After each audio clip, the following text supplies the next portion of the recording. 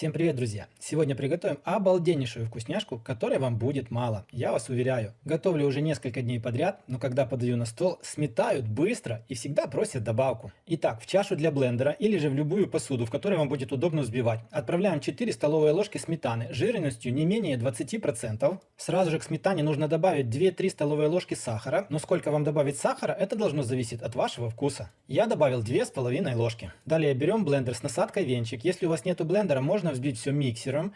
Взбиваем все до тех пор, пока не растворится сахар. Но смотрите, не перебейте, чтобы сметана не стала маслом. Ну и вот такой вот вкусный сметанный крем у меня получился. Отставляем его на некоторое время в сторонку. Далее обязательно берем глубокую тарелку, один банан. Банан наламываем на такие небольшие кусочки. Берем вилку и разминаем банан полностью в кремоподобное состояние. Размятый банан тоже отставляем в сторонку. Далее берем небольшое количество шоколада. У меня сегодня черный шоколад. И примерно 1/3 шоколадки нужно будет натереть на крупной терке. Ну а дальше в миску, там где мы разминали банан, отправляем полностью всю взбитую сметану с сахаром. Затем в эту же миску нужно отправить чуть больше половины натертого шоколада. После этого берем вилку или ложку, кому чем удобнее, и немножко все это перемешиваем. Старайтесь это делать плавно, не взбивая, так чтобы масса ваша осталась как можно воздушнее. Ну что ж, после этого нам осталось только собрать десерт. Я сегодня все буду собирать в стаканах. На дно стакана отправляем примерно по 1 столовой ложке нашего вкусного крема. Он уже такой вкусный, что его можно слопать просто так. Затем в каждый стакан будем отправлять поочередно по одному печенюшку. У меня сегодня печенье Наполеон. И стараемся каждую печенюшку вот так вот немножко притрамбовать. Нужно сделать так, чтобы кремовая масса распределилась полностью по всему стакану.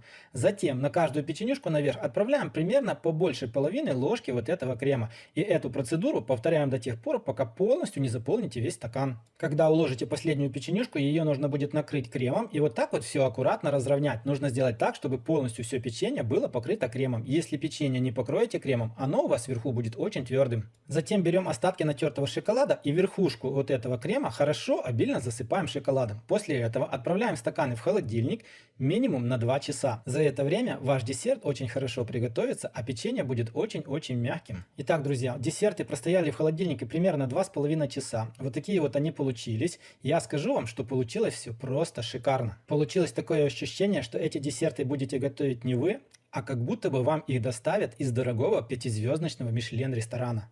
Давно я не пробовал такие вкусные десерты, а ведь потратили мы совсем ничего, а получилось просто шикарно. Ну что ж, друзья, на этом у меня на сегодня все. Оценивайте ролик своими комментариями, лайками, дизлайками. Пишите в комментариях свои вкусные, простые, легкие десерты. Будет интересно попробовать их приготовить. А я в свою очередь рекомендую вам попробовать сделать такой десерт. Уверен на все 1000% вы об этом не пожалеете. Не забывайте нажимать на колокольчик после того, как подпишетесь. Ну а мы с вами встретимся, как всегда, в новых видео на канале Аппетитная кухня. Всем пока!